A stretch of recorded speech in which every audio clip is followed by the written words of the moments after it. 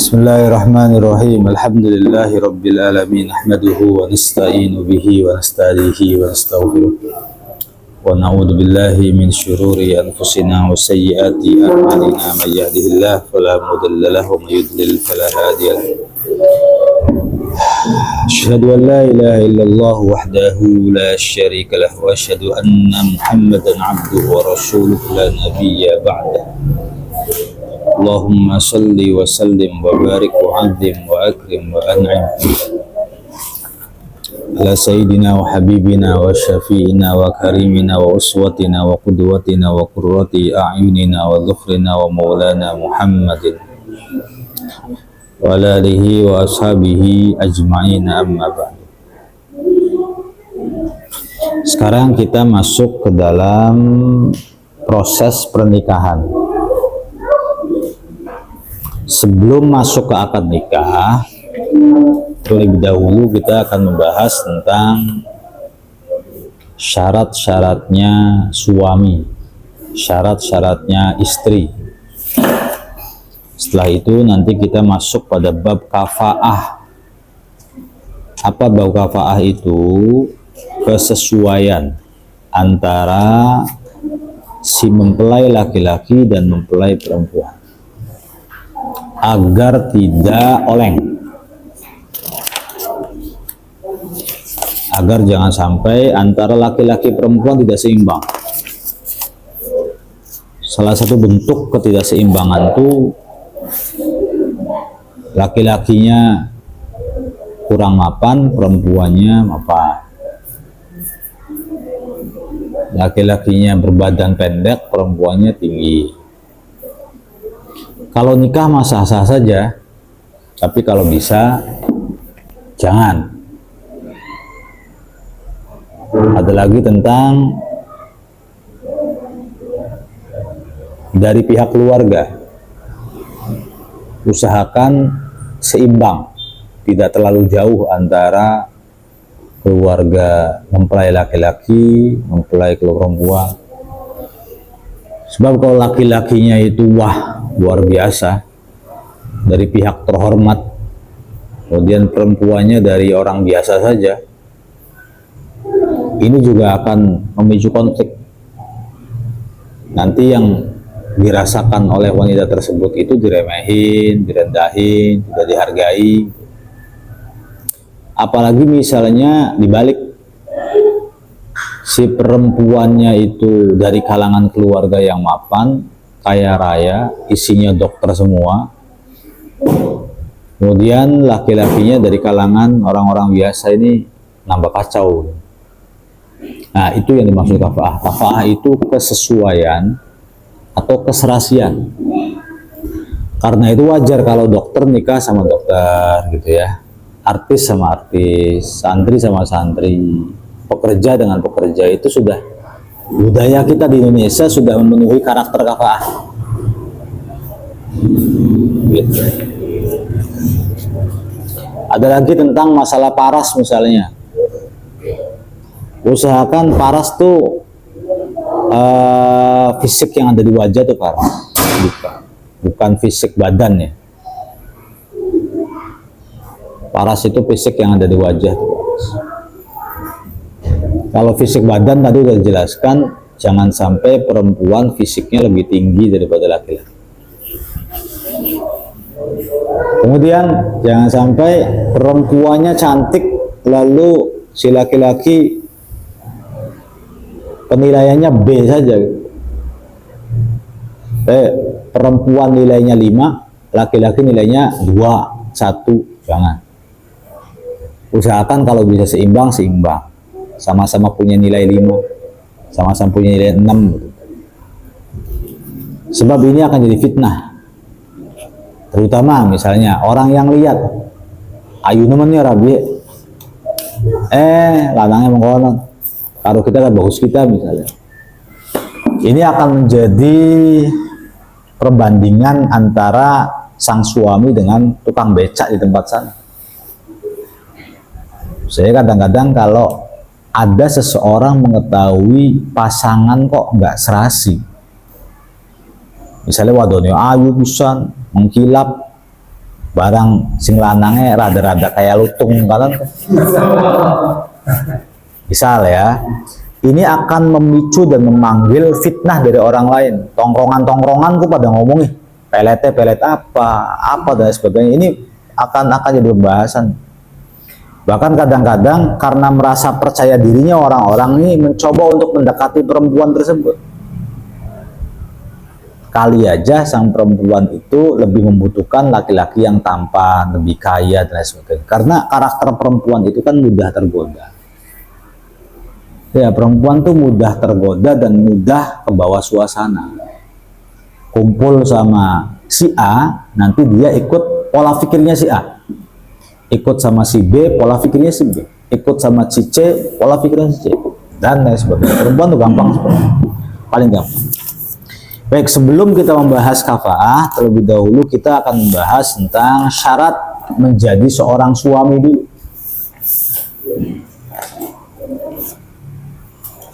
Maksudnya adalah syaratnya apa saja untuk menobatkan diri sebagai seorang suami. Yang pertama, adamul ihram bihajjin aw umrah wa in fasadata.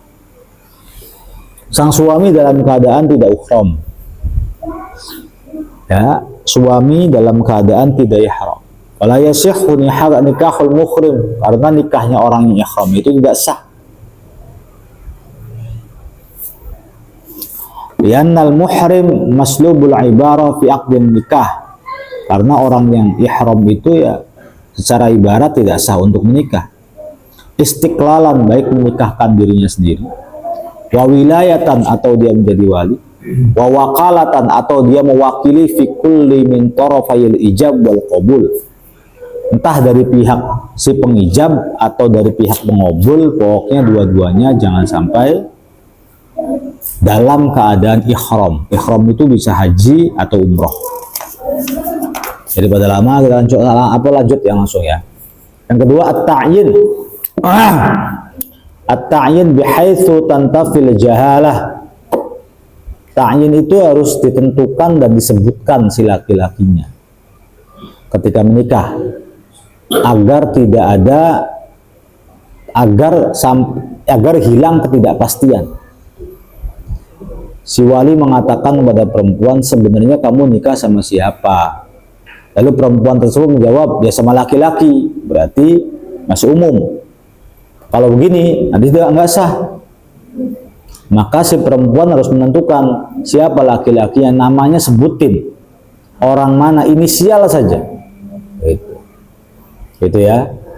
Wa takfi al-isyarah huna wala yasihhu tazwiju ahadir rajulaini wa innahu wa qabil.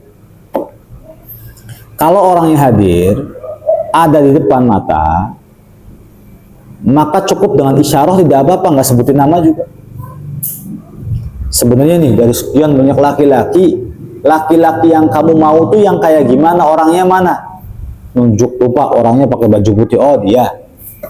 Itu sudah menjadi salah satu syarat pernikahannya sah. Nanti pun ketika dalam akad nikah pun sebenarnya tidak wajib menyebutkan nama. Bahkan salah nama yang penting tujuannya benar tuh bisa sah. Apalagi dikasih binti dan sebagainya, itu kan ya kaitannya dengan ibarat Jawa lah. Jadi nanti kalau di akad nikah tuh jangan terlalu bukan fanatik ya, jangan terlalu saklek. Salah orang kemudian akad nikahnya salah, enggak begitu. Yang penting tujuan kita orangnya itu, maka nikahnya itu sah. Syarat laki-laki yang selanjutnya adalah al-ikhtiyar kharaja bihi nikahul mukrah. Ikhtiar itu kebalikan daripada terpaksa. Apa? Ikhtiar itu pilihan. Ya, apa ya? Ikhtiar itu rela lah. Jadi yang pertama tidak dalam keadaan ihram, kedua harus ta'yin, ketiga si laki-laki itu rela. Menikahnya bukan karena dipaksa. Fa innahu la yasihhu. Pernikahan karena dipaksa hukumnya tidak sah. illa in kana ikrahuhu bihaq, kecuali paksanya itu karena paksaan yang hak baru boleh. Ka'an ukriha ala nikahil madzuma fil qasam. Salah satu contoh, ya ini sebenarnya dialami oleh orang yang poligami, orang yang nikah 1, 2, 3 lebih. Ada seorang perempuan yang memang kosam itu bergilir, mendapatkan jatah giliran, namanya kosam. Mendapatkan jatah giliran, namanya kosam. Dia istri kedua, cuman suaminya itu selalu betah sama istri pertama, sehingga disitulah ada ketidakadilan daripada sang suami. Nah, suami nggak pernah datang, ya jarang datang istri yang kedua. Tiba-tiba sang suami menceraikan istri kedua ini, saya talak kamu. Gitu. Masa iddah selesai, masih talaknya talak 1 atau talak 2. Nah, tiba-tiba orang tuanya suami datang. Istri kedua kamu mana? Sudah saya talak, Pak. Masa iddah sudah selesai. Kenapa kamu talak? Ya gimana? Bertengkar terus. Kosam kamu bener nggak? Gitu. Paham ya? Kosam bukan sumpah. Kosam kamu bener nggak? Menunaikan hak-hak kewajiban, kemudian memberikan jatah, itu bener nggak? Ya saya jarang pulang ke sono sih, ke rumah istri kedua. Nikah lagi, nikahin dia. Awas kamu gak nikahin dia. Nah itu orang tua memaksa anak laki-lakinya untuk menikahi perempuan mazlumah fil qasam. Perempuan yang memang dalam jatah gilir itu terzalimi. Nah, maka paksaan itu sah. Atau begini ya, ada seorang laki-laki menikah dengan perempuan 15 tahun gak dikasih uang, alias tidak dikasih nafkah. Jadi selama 15 tahun yang ngasih nafkah itu istrinya terus, gitu ya. Nah, akhirnya suatu ketika suaminya mentalak dia. Terus nganggur, nalak bisa. Saya talak kamu. Nah, nggak terima kan keluarga istri, datang ke suaminya dan lain sebagainya. Ya orang kalau ditalak tuh merasa terhina kadang-kadang. Nikahin anak saya, nikahin anak saya, nikahin anak saya. Kalau nggak bayar utangnya. Utang apa, Bu? Kita beli utang. Selama kamu menikah, dari akad nikah sampai 15 tahun, kamu tidak menafkahi anak saya, itu utang itu namanya. Iya kan? Utang, nafkah itu menjadi hutang. Mau tidak mau, ridho tidak ridho, rela atau enggak, nafkah yang ditinggalkan oleh suami kepada istri secara sengaja itu dengan sendirinya akan menjadi hutangnya suami. Insya'at, kalau dia mau, dia bisa nagih hutang. Kalau tidak, dia selamanya akan punya hutang. Arwahul mu'min mu'allakun bidainihi hatta tuqdu'an. Ruhnya orang yang beriman itu tergantung atau menggantung udara sampai hutangnya itu terselesaikan. Makanya kalau misalnya kita merasa tidak mampu atau misalnya masih banyak keperluan untuk tidak bisa memberikan nafkah pada istri, izin sama istri, minta halal dan lain-lain itu. Jangan sampai ninggalin nafkah begitu saja. Jadi itu namanya nikah yang dipaksa. Yang pertama apa tadi syaratnya suami itu? Tidak dalam kondisi ihram. Yang kedua harus ditentukan, si suaminya harus tentukan. Yang ketiga harus ikhtiar suaminya itu menikahi kita, perempuan katakan, itu dalam keadaan tidak terpaksa. Nah, yang keempat ilmu bismil mar'ah au ainiha, si laki-laki pastikan si laki-laki mengetahui nama perempuan yang akan dinikahi. Ya ya'lama asmal mar'ah bi annaha fulanah bintu fulan. Harus paham.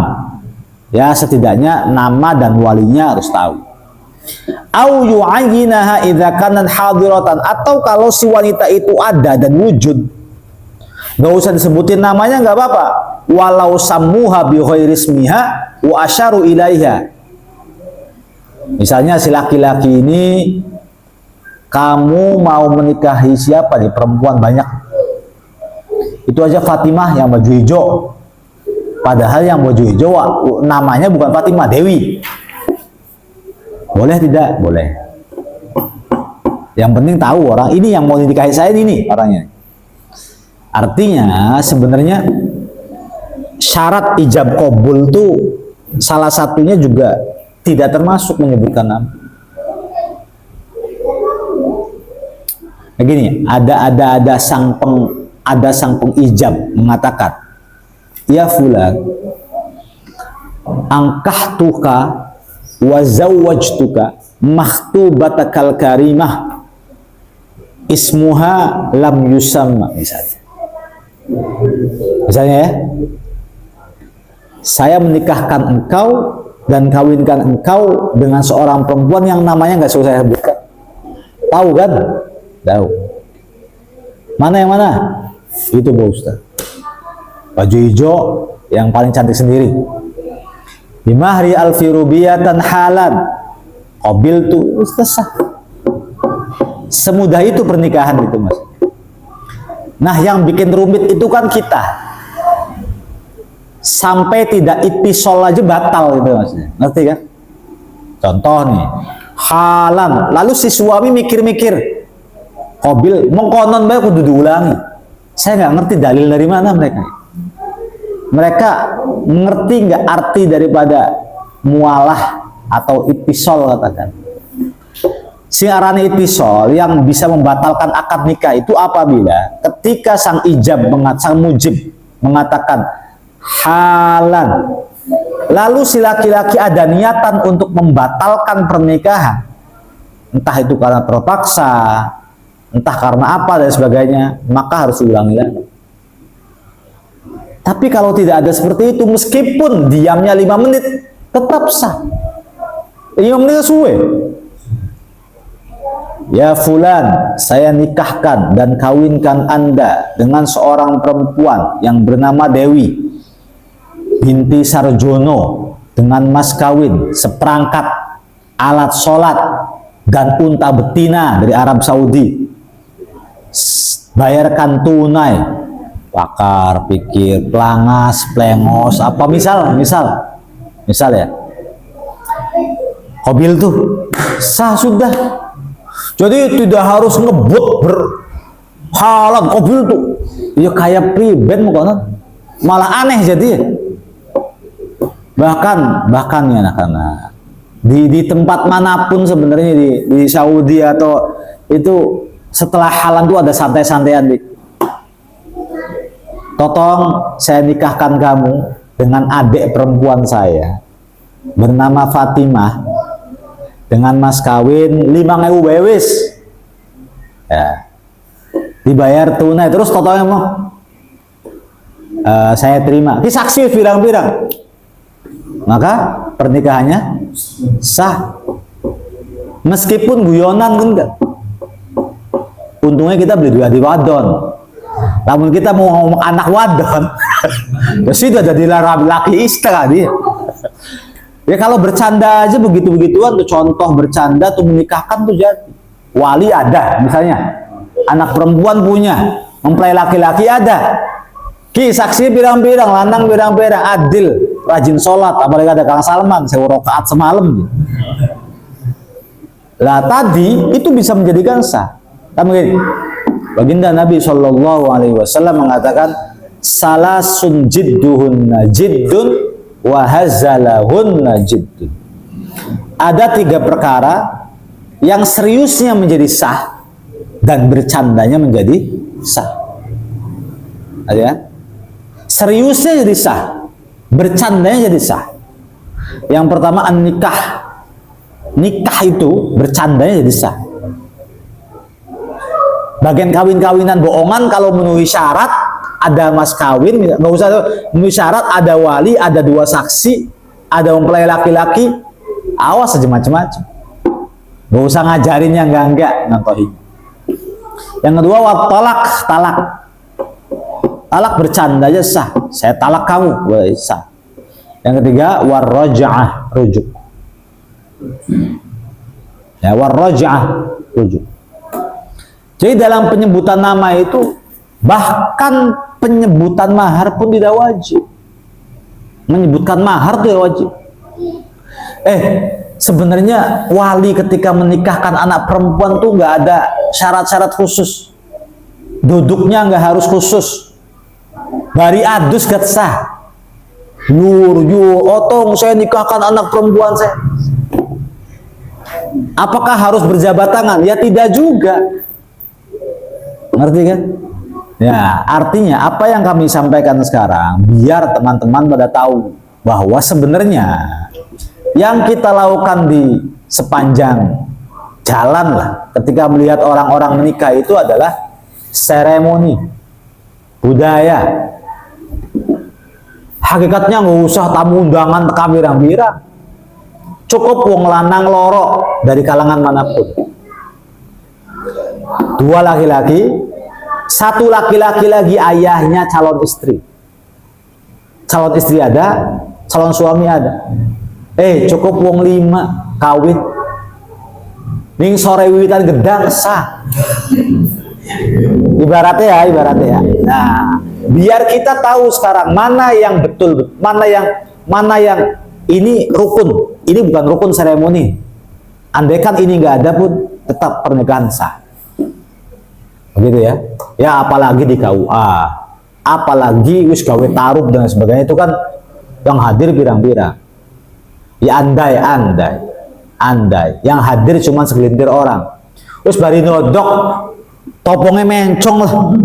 Enggak apa sih, enggak disyaratkan. Oh jos rapi kok beli nongkonan temen kawin kok. Beli nongkonan temen. Sangadoan tuh pada lempar-lemparan ya apa? Sira bucelana. Kita tuh anak wadon. Tak winakan terus ya, mahari 5.000. Siap, saya terima. Sah gua kawinan. Asal ada 2 orang sah. Kalau nggak ada saksi nggak sah dong. Mulai gergaji atau apa saksi kerungu kan? Gue gitu saksinya. Gak sah gue no. Ngerti ya begitu ya. Pernikahan tuh begitu, segampang itu. Begitu juga mengucapkan kata talak. Begitu juga rujuk. Yang bikin ribet itu apa? Yang bikin ribet itu seremoni. Anak mana nggak ribet? Apa? Ngumpulakan duit ya ada panggung lah prasmanan dan sebagainya, durung ngalang-alang idalan. Oke, kaderman yang mau. Sebenarnya pernikahan itu sangat mudah sekali, nggak ada yang bikin repot. Yang perempuan yang kita nikahi kalau bisa maharnya nggak usah gede-gede. Terus nanti ya kalau kawin ya, maharku nggak usah sesuai dengan tanggal lahir apa sih, nggak usah macem-macem. Gawe ribet wong kang ngawinaken kan. Lahirnya tanggal 7 Juli. Engko mahare 770.000. Jangan digitu. Ini semua 800.000 itu ya genap gitu loh, nggak usah maharnya bro 771.000. Lah si gawe ribet tuh. Saya pernah kenal mahare makanan jadi kita. Pira mahare? Oh, Ustadz maharnya ini. Ya kelalen saya nilainya. Cuma tak analogi kan ilustrasi. 4.481.200. Iya apa maksudnya? Sekali ribet apa maksudnya kan? Sah nggak sah? Tapi ngerepoti wong. Ngerti nggak? Digenap nang aja 4 juta, 5 juta kan nggak? Nggak usah banyak keanehan gawe sinting wong. Kalau uang udah demet ya jangan begitu. Yang gampang-gampang aja nikah, Yang penting kita tahu dulu. Nah, suatu ketika dalam prosesi acara pernikahan ini, kita yang ngaji, bukan berarti pengen menyalahkan orang lain. Tapi dalam seremoni itu kita tahu mana yang sebenarnya sudah sah ataupun belum. Teman-teman sekalian, pada kenal Pak Samsi ya. Dulu Pak Samsi itu nikah. Arahnya Samsi. Batur. Samsi itu nikah. Elingan yang berbes. Ada abah. Yang menikahkan abah. Gara-gara tajwiz. Qabil tu tajwizaha, diulang-ulang berkali-kali oleh naib KUA. Kayak lagi belajar tajwid dadakan sebenarnya kita. Qabil tu tajwizaha, salahku tawil tu tajwizah. Anak setengah jam si pegel kok naik kan. Sebenarnya dengan kalimat qabil tu saja kan udah sah. Qabil tu wis bae. Mudud apa? Beli ke belajar tajwid qabil za aja za ya. Takwil ping pirang-pirang musi apa yo musi udah kita tuh abi saya khotbah kemudian abah yang menikahkan KUA lo meluannya Arab pencatatan padahal tuh gak se-KUA kan nyatet doang tapi meresi tajwid wong kudu sih meluan ngaji maghrib ini KUA ngajar tak apa. Iya salah, tajwid itu salah, yang benar tajwid. Tapi bukan berarti itu tempatnya menyalahkan. Yang penting rukunnya sudah sesuai. Terakhir. Saya teriak sendirian pada itu. Akhirnya diikuti sama banyak orang. Qabil tu tajwizah usah. Akhirnya wong kan meluan sah kabeh. Sah. Karena tak inget berkali-kali sih naibe wis bae aja tapi terus-terusan ngajarakan tajwid barang sih diajarakan samsu tua bangka misalnya ya angel harus gede kudu wis ngawe cilik ya akhirnya karena pegel dan sebagainya orang-orang situ juga kelihatannya awam-awam kan dikiranya apa namanya menjadi langkahnya KUA itu paling bener ya wis sah kabur. Nah, artinya nikah itu sangat mudah. Bahkan kalau toh menyebutkan nama perempuan lupa, nggak apa. Saya nikahkan Anda dengan seorang perempuan yang bernama siapa? Bu panai pahlen kita rane. Sah pokoknya. Yang penting tahu wajahnya, anaknya sih. Ngerti kan maksudnya? Yang penting tujuannya kita bucekian ki. Tapi awas, harus takyin kalau misalnya ada pembeda kembar harus takyin. Ngerti kan? Kalau kembar harus takyin aja. Wes di Singayu aja Oke. Siapa namanya? Khadijah binti harus sebutin karena ta'yin itu disebutkan untuk menjadi pembeda di antara yang lain seperti sholat. Kalau sholat dalam satu waktu itu dalam satu hari cuma satu kali sholat, kita nggak usah yang ta'yin. Usolli Allahu Akbar cukup. Cuman karena dalam satu hari itu ada 5 waktu, maka harus ta'yin. Gitu ya. Begitu juga kalau ada perempuan 2 yang kembar, maka nggak boleh pilih asal-asalan. Untuk bisa memastikan siapa yang akan menjadi perempuan yang dinikahin kita, sebutkan namanya, gitu loh. Tetapi kalau tujuannya jelas, anaknya siapa, anak bungsunya, ya wis, andaikan tidak disebutkan namanya tidak apa-apa, gitu ya. Kita lanjut. Itu yang ketiga, si laki-laki harus tahu nama perempuan tersebut. Yang ketiga, si laki-laki harus mengetahui perempuan itu halal baginya. Ya, ilmuhu bihilliha lahu. Ya, halal baginya. Falau nakaha imra'atan la yadri annaha mu'taddatun aw khaliyatan 'anil 'iddah. Misalnya ada laki-laki yang menikahi perempuan tapi nggak tahu status perempuan tersebut. Sing penting janda aja kono lho. Saya janda bang, ya wis kawin ya. Dusun ki lanang. Ditelusuri dulu. Ngerti kan? Ditelusuri dulu sampai tahu betul-betul ini yang waktu bulan kemarin saya ceritakan. Asal kawin-kawin baik, seperti bilang janda rambutnya abang atau enggak. Nah, ini dia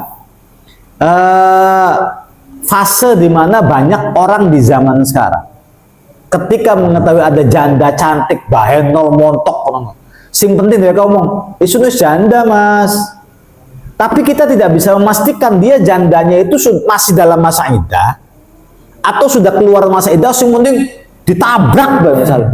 Haram. Jadi kita harus pastikan ilmuhu bihilliha lahu. Kita harus meyakini dan memastikan bahwa perempuan tersebut itu halal. Au annaha ukhtuhu au annaha ajnabiyah. Ini perempuan ini saudara saya bukan? Oh bukan, alhamdulillah. Ajnabi bukan? Ajnabi, oke. Misalnya ini perempuan nih ya, masalahnya kalau sekarang udah ngaku janda ya. Jadi enaknya priben. Saya belum bisa memastikan sebuah hukum yang tanpa kita menelusuri keluarga. Sebab gini, kalau kita menikahi seorang perempuan janda karena surat akte cerai, itu pun belum pasti dia janda. Bingung. Di hari ini tuh banyak akte cerai buatan atau ketokan hakim yang palsu. Ya bukan palsu, ketokannya bener. Tapi pengajuan-pengajuan dengan alasan-alasan palsu, gugatan palsu, ngaku wis ngundang suami tapi belum. Kan maka sah secara pengadilan, tapi tidak sah secara hukum Islam. Keluarlah akte cerai, diketok palu oleh hakim. Secara negara sah, tetapi secara agama tidak sah. Lah itu tidak bisa menjadi standar. Gitu ya. Satu, akte cerai tidak bisa menjadi standar bahwa dia betul-betul sudah menjadi janda. Yang kedua, informasi dari dia langsung bisa jadi standar atau enggak? Enggak bisa. Isun janda mas, apa nggak bisa, kita nggak bisa percaya. Nggak boleh percaya maksudnya kah? Bukan tidak, nggak boleh percaya ketika ada orang mengatakan saya janda, nggak boleh percaya. Maka saya belum menemukan jalan keluarnya kecuali langsung datang kepada keluarganya atau mantan suami. Aman, mas. Ya, wani beli maksudnya tekani mantan laki ya kan enggak? Kayak tekani kandang singa kan kan? Ya resiko, tapi kita pengen mengetahui dia. Pak RT nggak bakal tahu beginian. Kadang-kadang Pak RT mengetahui bahwa mereka berdua itu masih suami istri, padahal hakikatnya sudah bercerai. Ini rada rancu ya hukumnya. Ya, kadang-kadang orang tuanya nggak tahu. Setaunya orang tua dan setaunya mertua bahwa perempuan yang kita pacarin, perempuan yang kita cintai dengan mantan suami itu masih suami istri, mereka tahunya begitu. Cuman pengakuan si perempuan tuh, mas saya udah janda. Nah, aku diberi ben maka datang langsung ke kandang singa. Ning mantan laki ya. Mas, lamun bisa aja ngawang-ngawang, kita pengen ngawin itu pun lamun bisa sih ambil selamat. Watirin dalan balik maning kita. Punten mas, jadi kula ku duwe batur, arane goni aja deh. Kula batur mengatasnamakan wong kah? Ana goni ya priben. Jadi goni ku kenalan karo Mbak Dewi. Mbak Dewi ku istri sama mantan istri. Ya rabi kita. Oh. Jadi ngongkon kita mene kan aman kan? Ngongkon kita mene. Coba lah mau salah dia juga. Tiba-tiba kita us demenan, usul sebulan. Beli bisa metu sama rumah, kuburannya di rumah gitu. Nah, itu opsi yang paling aman menurut saya untuk meyakinkan bahwa kenalan kita janda itu. Selama ini yang dilakukan oleh banyak orang menikah dengan janda udah palsu semua. Jadi kita khawatir, artinya mereka belum memastikan bahwa perempuan janda yang akan dinikahi oleh dia itu halal baginya, itu belum bisa memastikan. Alias di hari ini kebanyakan orang itu mudah percaya omongannya orang. Asal orang cerita janda percaya, asal orang cerita duda percaya, asal dia cerita suami orang percaya, asal dia cerita istrinya sendiri serba gampang percaya. Kenalan dengan laki-laki yang menjelek-jelekan istrinya percaya, kenalan dengan seorang perempuan yang menjelek-jelekan suami percaya. Hari ini tuh gak, orang-orang jahil kan, salah satu ciri orang jahil itu gampang percaya itu ciri-ciri jelas itu orang jadi.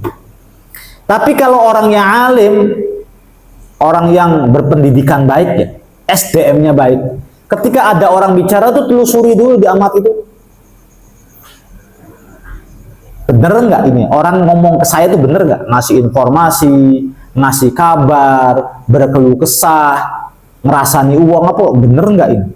Kalau nggak bener ya kita ya. Nah kita sebagai pendengar yang harus memastikan secara langsung. Jangan asal percaya. Kasusnya, kalau misalnya kita menikahi seorang yang mana dia mengaku janda, lalu akad nikah terjadi, temu-temu je wis oli patang dina limang dina, laki dheweke tekam gitu. Ayo.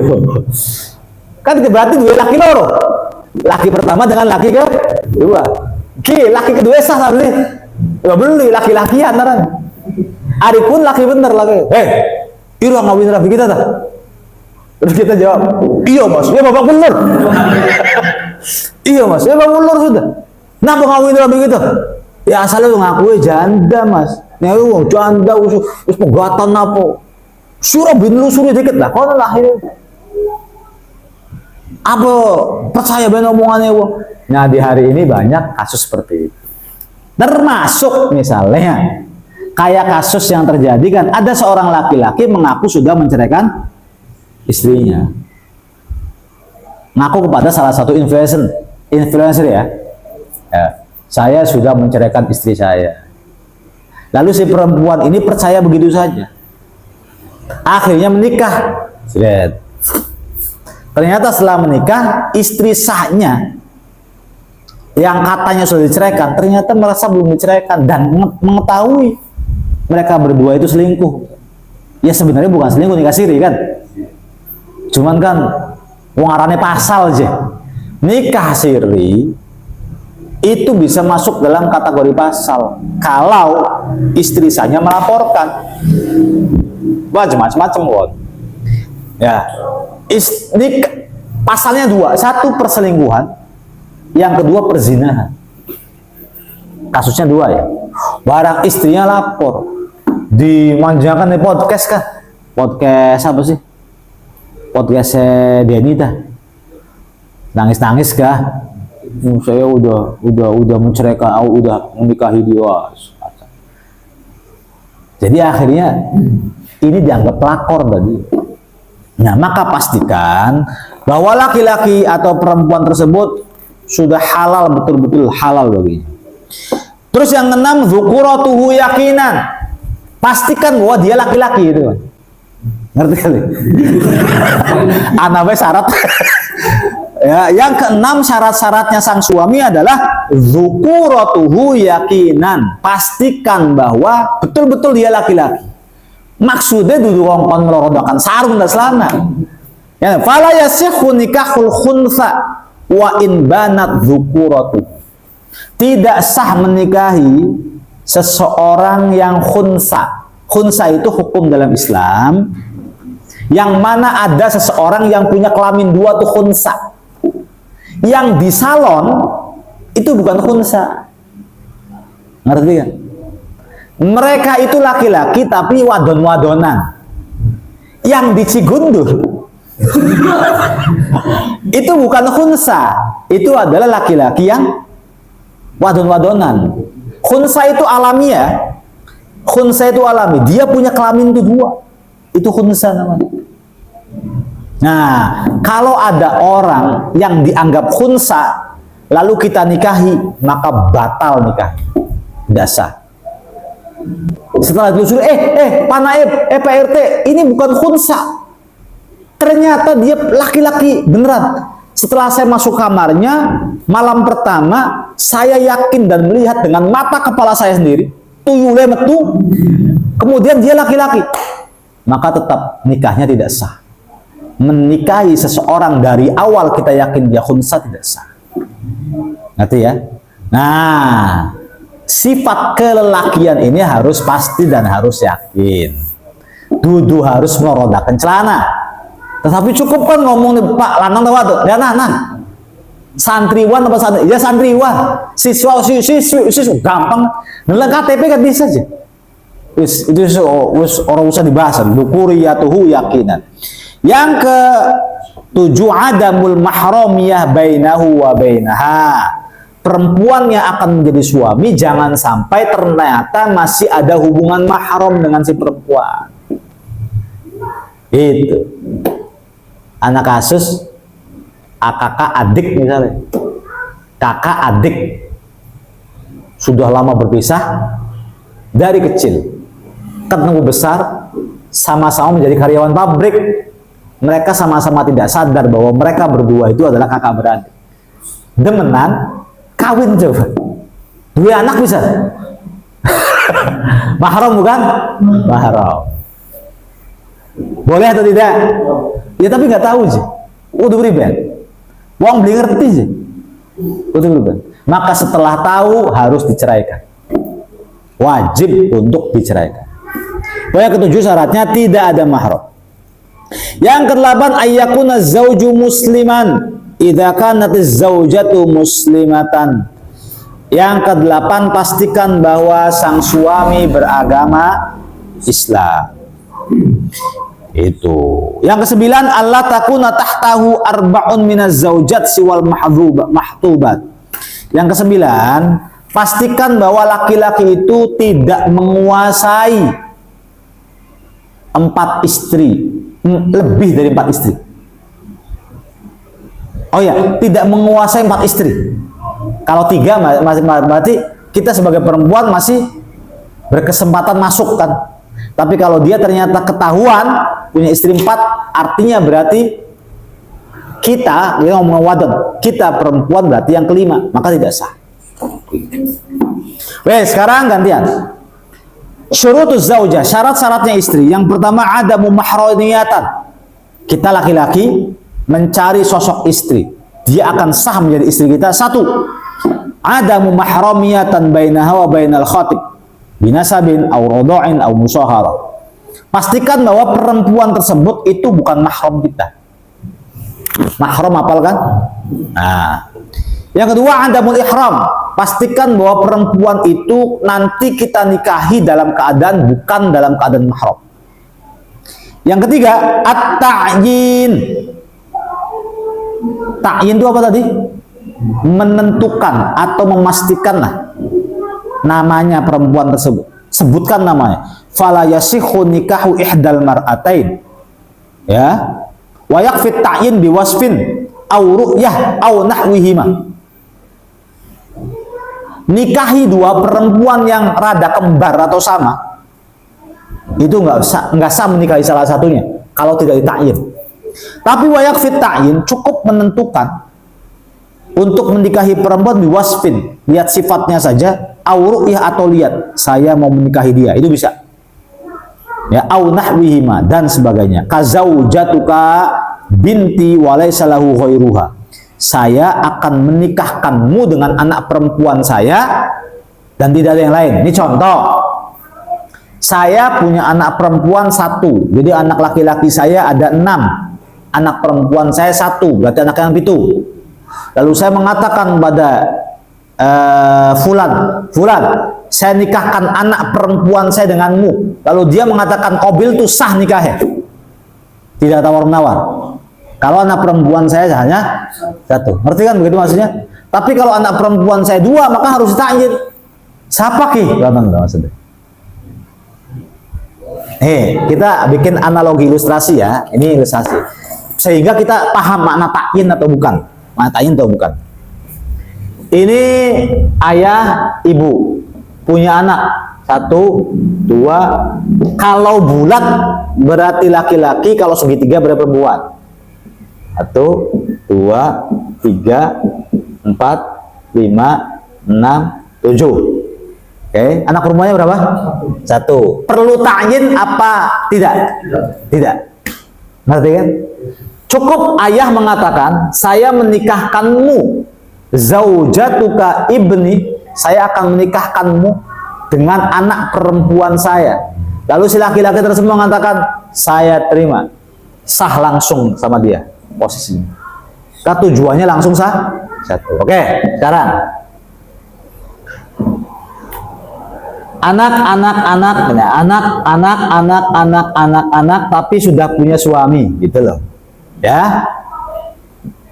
Anak tapi sudah punya suami. Lalu ayahnya mengatakan, saya menikahkanmu dengan anak perempuan saya tanpa ta'yin. Sah atau tidak? Sah enggak? Sah. Ngerti kan? Tujuannya kemana? Ke sini. Ngerti ya? Sekarang misalnya ini anak terus, berarti anak perempuannya ada 1, 2, 3, 4 yang masih bersuami, yang sudah bersuami, janda gini perawan. Saya menikahkanmu dengan anak perempuan saya tanpa ta'yin, sah enggak? Tidak. Kenapa? Karena mempunyai 2 anak perempuan. Ngerti kan begitu? Ya, ta'yin itu pentingnya begitu. Tapi kalau tertuju jelas gitu, anak terakhir Pak, anak pertama, bisa jadi. Makanya saya menikahkanmu dengan anak perempuan saya. Anak perempuan saya yang terakhir Pak. Aja yang pertama kita bisa senang. Kayak ini pelet sing terakhir Pak. Sah nikahnya. Enggak sebutkan nama juga nggak apa-apa. Ini kita ngomong pahit ya. Yang paling aman adalah Fulanah binti Fulan. Udah. Aja repot-repot. Mau jauh. Fulanah binti Fulan aman sudah. Tradisi kita tuh tradisi aman itu, nggak ada masalah. Cuman pahit-pahitnya kalau kita mau gelandang dewek pakai syariat kah? Artinya gini, suatu ketika misalnya ahli fikih tapi rada nakal, tipsnya sudah dapat. Ini buku ini bisa dipakai oleh orang-orang nakal.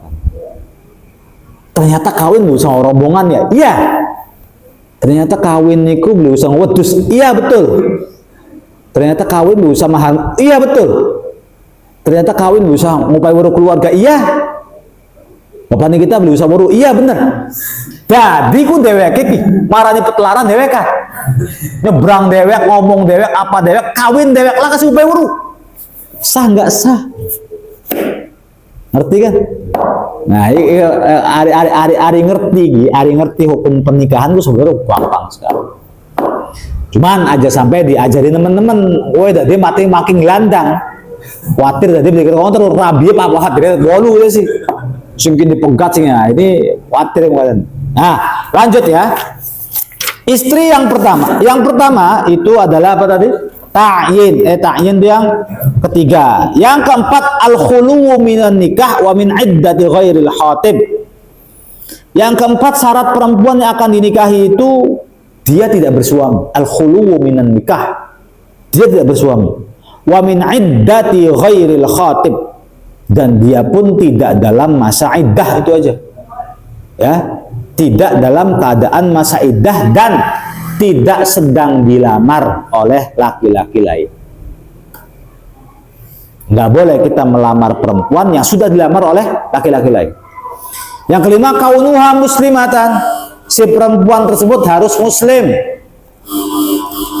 Nah, yang keenam, kaunuha unsa yakinan. Pastikan bahwa perempuan tersebut itu betul-betul perempuan, bukan khunsa. Baik, sesi kali ini barangkali mau ada pertanyaan. Gak apa-apa, mangga. Ya, 1 atau 2 saja pertanyaan. Nanti minggu depan halaman 47 kita langsung ke dalam bab al-kafa'ah, kesesuaian antara suami dan istri, biar nanti ketika rumah tangga tidak terjadi masalah. Pedagang dengan pedagang itu sesuai, maksudnya dokter dengan dokter, santri dengan santri, enak gitu ya. Banyak kasus di sekolah, ada kurikulum sekarang kan ada namanya Project P5RA. Jadi apa itu? Ada beberapa sekolah, jadi kayak project praktek gitu loh.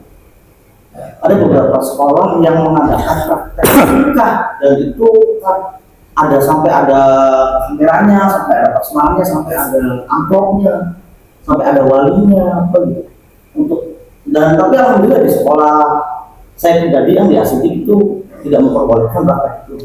Tapi yang jadi miris di sekolah lain, berarti kan tadi Agus itu kan nggak sah. bagaimana untuk menyikapinya? Dan yang kedua, sampai pertanyaannya,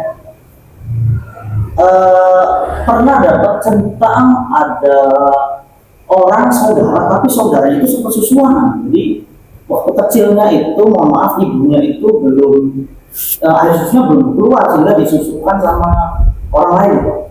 Pas ketika gede, nggak tahu ceritanya kenapa, singkat cerita ternyata itu ketika menikah sampai Saudara sesuatu ternyata. dia sepersusuan. Bagaimana juga? Terima kasih.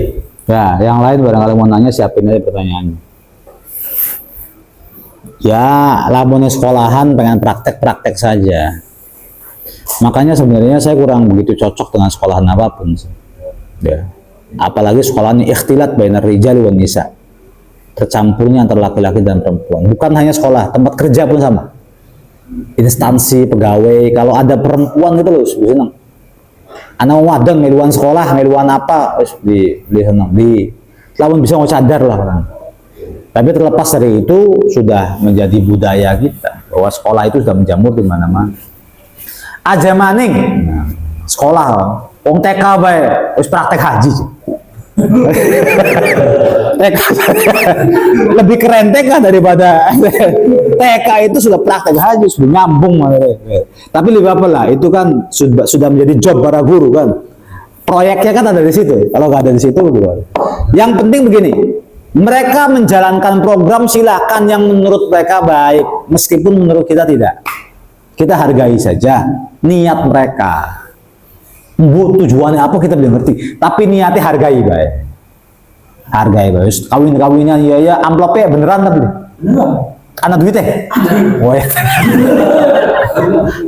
Kayak kita kawinan maning sekolahan ya. Ya semangaiwan kan, mangaiwan kan. Masya Allah, ya anak-anak. Ya sudah, anggap saja sang guru sedang mendidik murid-muridnya untuk bersosial. Nanti tuh artinya kalau misalnya ada yang nikah, kondangan, aja tangan kosong kipas-kipas baik gitu tuh. Nah dengan seperti itu nanti murid-murid pada tahu. Intinya lebih ke situ. Tapi pernikahannya pasti nggak sah. Kenapa? Karena yang menikahkan bukan walinya. Oh. Emang anak wali itu kono? Bilang kau enggak. Terus kita menuan kawin, pura-pura kawinkan dia pasti sah jadi ya.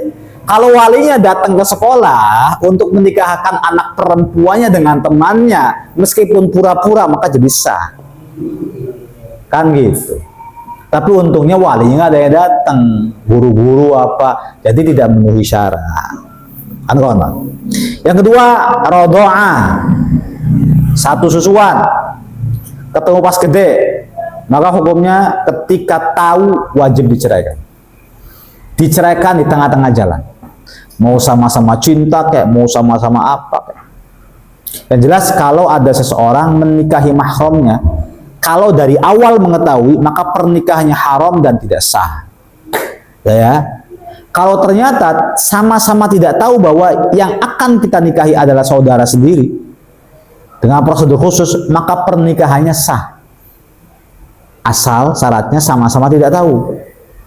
Tapi kalau di tengah-tengah jalan kok tahu, kok ternyata adik kita ya, ternyata kakak kita, wajib saat itu juga diceraikan. Nah, itulah mengapa kita harus paham dulu silsilah aslinya wong di kan. Tapi heran ulang sampai nak kawin karo kakangnya dewek, karo susuannya dewek, kalau susuan wajar ya, wajar. Kemudian syaratnya seseorang menjadi susuan itu apabila dia sudah 5 kali kenyotan,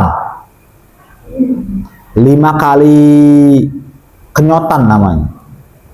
Sekali kenyotan itu puas, arti ya. Dan si bayi melepaskan ASI daripada perempuan ini tidak dipaksa. Wis, lima konan. Terus biarkan sampai dia warak berarti 1. Terus sampai warak 2. Terus sampai warak 3. Terus sampai warak 4. Terus sampai warak 5. Maka sah dia menjadi anak susuan. Kalau belum sampai 5 kenyotan maka belum memenuhi syarat. Harus 5 kali kenyotan. Yang kedua, terpisahnya bukan karena dipaksa.